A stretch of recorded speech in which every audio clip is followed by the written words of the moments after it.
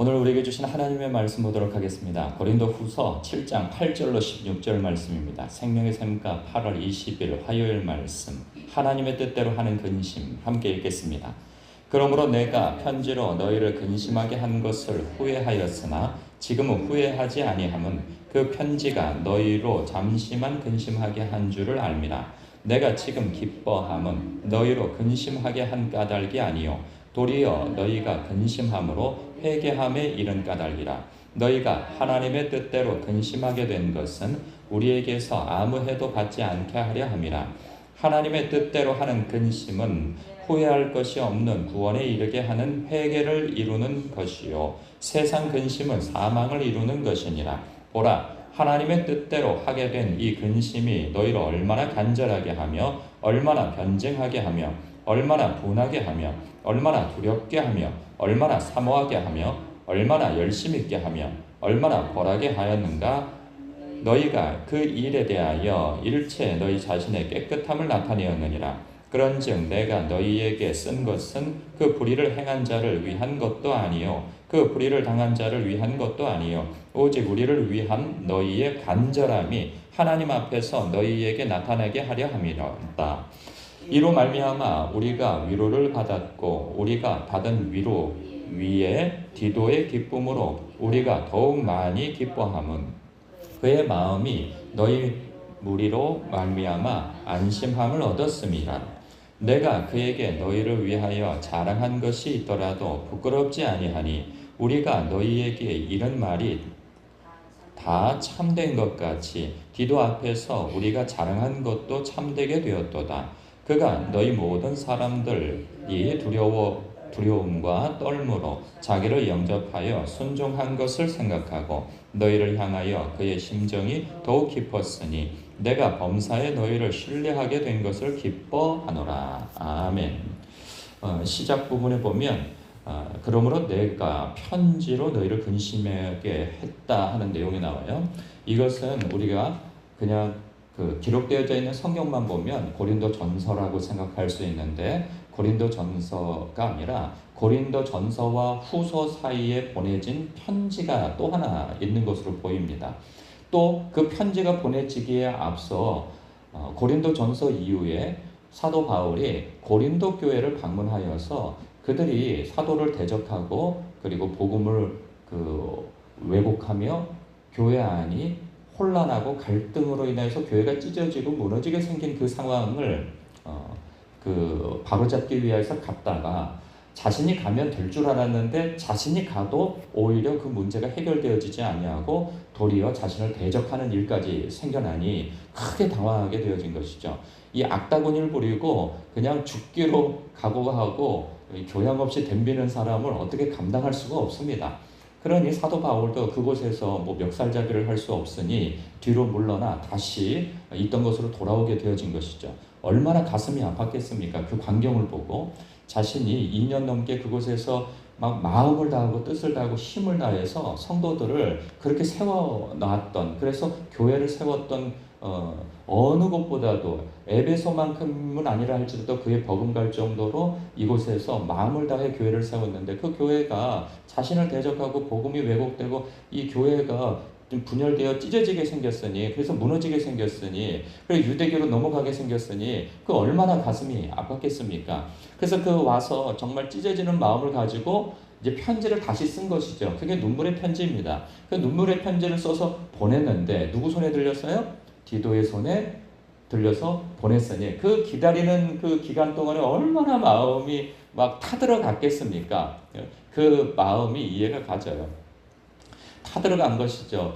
또 문전박대를 당했을까 하였으나 그러나 그에게 있어서 믿음이 있었죠. 어떤 믿음? 그 사람들에 대한 신뢰. 왜? 그 복음을 전하고 그들이 성령 세례를 받고 변화받고 은혜 받고 막 하나님 앞에 뜨겁고 그리고 그 2년여 동안에 그 사도 바울과 함께 이 가족이 되어져서 동역자가 되어져서 교회를 함께 세워 나갔던 그 기간이 있었거든요. 그래서 그들의 마음을 그래도 알고 있어요.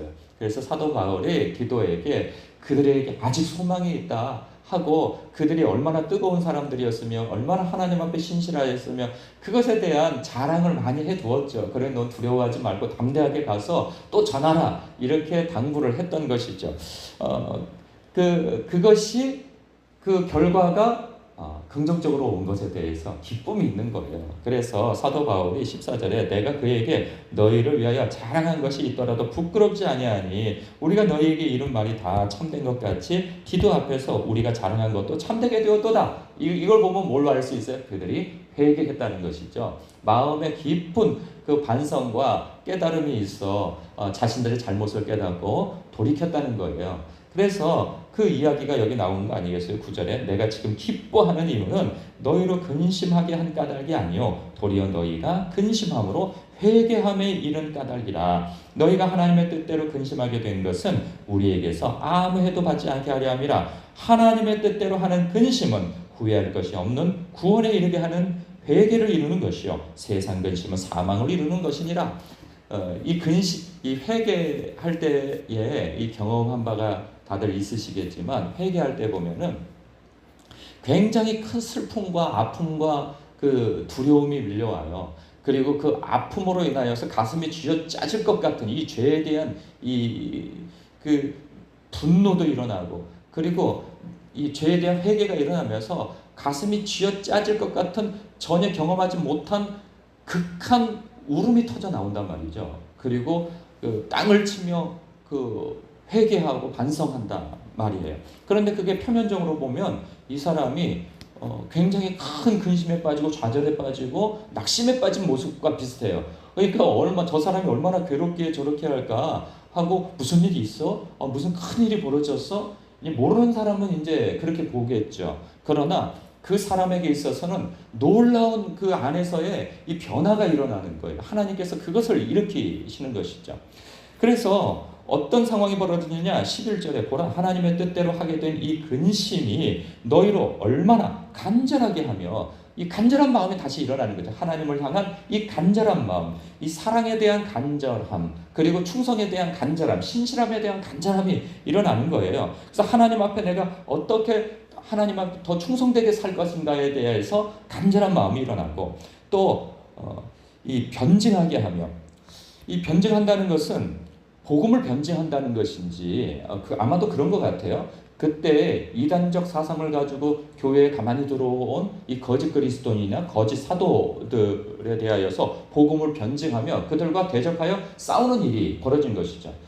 하나님의 빛이 비춰져서 이 온전한 회개가 이루어지면 진리와 비진리를 구분하게 되어집니다. 놀랍도록 그런 감각이 생겨요.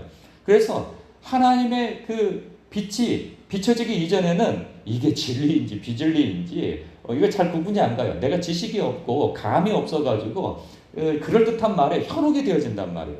근데 하나님의 영이 내 안에서 활성화가 되어지고 내 안에서 충만함이 일어나게 되어지면 놀랍도록 영적인 감각이 살아나서 저건 아닌데? 라고 하는 생각이 들고 저 사도 바울이 가르친 그 복음과는 다른데? 하여서 그것을 이제 반박하고 그리고 복음을 변증하고 하는 일이 일어나게 되어진 것이죠.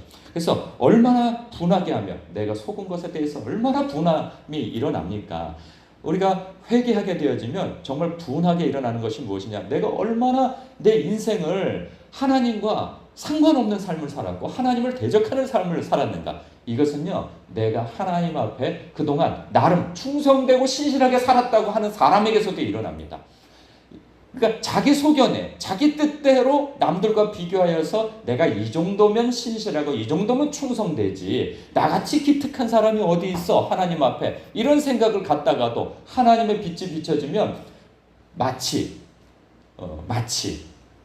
무슨 생각이 드냐면 깨끗한 백화점에 내가 그 이전까지는 그런 생각이 안 드는데 거기에 딱 들어가게 되어지면 옷가게나 신발 사러 들어가면 내가 신고 있는 신발은 왜 이렇게 초라하게 느껴지고 내가 입고 있는 옷이 왜 이렇게 좀 지저분하고 남루하게 보이나 생각되어지는 그런 것처럼 강한 빛과 아주 이 거룩하고 깨끗하신 하나님의 임재가 비춰지면 그동안 내가 스스로 의롭다고 살았던 그것이 더러운 옷과 같이 느껴진다 말이죠. 그것을 깨닫게 되어지는 거예요. 그래서 정말 분함이 일어나는 것이죠. 내가 그동안 악한 마귀에게 속아서 살았구나. 내가 그동안 살았던 것이 참으로 하나님을 대적하는 삶이었구나. 얼마나 교만한 삶이었는가를 깨닫게 되어지면 그 죄에 대해서 분함이 일어나게 되어진다는 것이죠. 그리고 얼마나 두렵게 하면 내가 정말 두려울 줄 모르고 내가 지금까지 살아왔구나. 내가 얼마나 거기에다가 또 자기가 옳다 하여서 다른 사람까지 가르치려고 들고 하는 삶을 산 것에 대해서 두려운 마음이 드는 것이죠. 나만 죽을 것뿐만 아니라 다른 사람까지도 그 영혼을 해치려고 하는 자였다는 것을 깨닫게 되어지는 거예요. 그러니까 하나님 앞에 자기가 핍박자요, 포행자요, 해방자였다는 것을 깨닫게 되어짐으로 인하여서 정말 두려움을 갖게 되어지는 것이죠. 그 두려움은 변하여 하나님 앞에 경외감이 일어나고, 또한 나 같은 죄인을 하나님께서 다시금 기회를 주고 은혜를 주셔서 나에게 다시 새 생명의 길로, 거룩한 길로 들어서게 하시는구나 라는 생각에 있어서 경외감을 갖게 되어지고 사랑함을 갖게 되어지는 것이죠. 그래서 얼마나 사모하게 하며 얼마나 열심 있게 하며, 그렇죠, 은혜 받은 자는 이제 은혜가 시작되어지는 거예요. 은혜는 내가 얼마나 자격 없는 자인가를 깨닫게 되어짐으로 인해서 이 자격 없고 소망 없는 자에게 하나님께서 다시금 그 구원의 은총과 그리고 다시 시작할 그런 그 기회를 주신 것에 대해서, 호의를 베푸신 것에 대해서 감사와 감격이 있는 것이죠. 그런 사람은 열심을 갖게 되어져요. 이전과 다른 열심을 갖게 되어져요. 이전에는 온갖 정당한 핑계를 두어서 이리 피하고 저리 피하고, 내가 요래서 예배를 못 가고요, 요래서 또 기도회를 못 가고요, 내가 요래서 이거 헌신을 못 하고요, 요래서 못 하고, 이 못하는 이유들이 너무 정당하고 합당해요. 누구도 반박을 못 해요. 그럴 수밖에 없겠네요. 이런 생각이 들 정도로 그렇게 섬기지 못하고 충성되지 못할 여러 가지 이유가 있는데, 이것이 싹 사라져버리는 거예요. 하나님 앞에. 무슨 이유가 있어? 하나님 앞에. 그 크신 하나님, 그 하나님이 날 사랑하셔서 다시금 은혜를 베푸시고 다시금 내게 기회를 주시는데 내가 열심히 하지 못할 이유가 무엇이 있겠는가 하는 생각이 드는 것이죠. 그래서 얼마나 잘못된 것에 대해서 스스로 벌하게 하고 그것에 대해서 끊어내버리는 일이 생기고, 너희가 그 일에 대하여 일체 너희 자신의 깨끗함을 나타내었느니라, 이러한 데까지 나아가는 것이죠. 여러분, 정말 참으로 그렇습니다. 목회자로서 성도를 놓고 기도할 때, 하나님 앞에 기도할 때에는 저는 정말 유일하게 이거 하나 기도합니다. 주님, 저를 만나 주옵소서. 저 영혼을 만나 주옵소서. 주님, 저를 만나 주신 것처럼 저 영혼을 만나 주옵소서. 저도 말할 수 없이 강팍한 자였거든요. 그런데 하나님께서 만나 주시니까 뒤집어 엎어져 버리잖아요. 삶이 그냥 180도로 그냥 선회하여서 주님께로 향하게 되어지고, 그 하나님 만난 기쁨과 은혜가 있으니 넘어져도 다시 일어설 그런 근거가 거기에서 생겨나고, 그리고 이 은혜의 맛을 안 사람은 자기의 죄 가운데 머물러서 그 눌러 앉아서 살 수가 없어요. 아차하면서 주님을 옷자락 붙들고 다시 일어나게 되어지는 것이죠. 그러니 하나님, 저를 만나 주옵소서. 저 영혼을 불쌍히 여겨 주옵시고 만나 주옵소서. 그런 기도를 할 뿐입니다. 뿐만 아니라 저 자신을 놓고도 하나님, 제가 깨닫지 못한 그 죄에 대해서 깨닫게 하여 주옵시고 다시금 그 구원의 감격이 회복되어지게 하여 주옵시고, 주님, 이 죄를 있어서 내가 끊어낼 수 있는 그런 은혜를 다시 경험케 하여 주옵소서 하고 주님 앞에 기도합니다. 우리가 이 고린도 교회 성도들이 사도 바울의 편지를 받았다고 하는 것은 그 당시에는 성경을 대면했다고 하는 것과 같은 것입니다. 우리가 성경을 읽으면서도 회개할 줄 모르고 하나님의 성품을 맞닥뜨리지 못하고 있다면 이거 성경 잘못 읽고 있는 거예요. 우리가 기도하고 예배드리고 말씀을 듣고 있음에도 불구하고 하나님의 임재를 경험하지 못하고 여전히 내 마음이 강팍한 가운데 있다면 이거 크게 문제가 일어나는 것이죠. 말씀을 들어도 춤을 추지 아니하고 말씀을 들어도 회개가 없고, 말씀을 들어도 그것에 대해서 이 말씀은 내가 들을 게 아니고 저 사람이 들을 거야 하고, 그 말씀이 선포되어질 때 다른 사람을 향하여서 시선을 놓으면서 저 사람 제대로 듣고 있나, 이런 생각을 갖고 있다면 우리는 말씀도 잘못 읽는 것이요, 묵상도 잘못하는 것이요, 말씀도 잘못 듣고 있게 되어지는 것이죠. 우리가 말씀을 읽든지 묵상하든지 듣든지 기도하든지 간에 하나님의 임재를 경험하여 내 안에서 모든 더러운 것들이 정화되고 깨끗하게 되어져서 하나님 앞에 바로 세워져 우리가 신앙생활도 생명의 길로 발걸음하는 저와 여러분 되기를 주님의 이름으로 축복합니다. 오늘도 주님 앞에 구할 것은 주여 나로 하여금 죄를 깨닫고 하나님 앞에 돌이켜 생명의 길로만 가게 하옵소서. 우리 모두가 기도하여야 할 것입니다. 기도하겠습니다.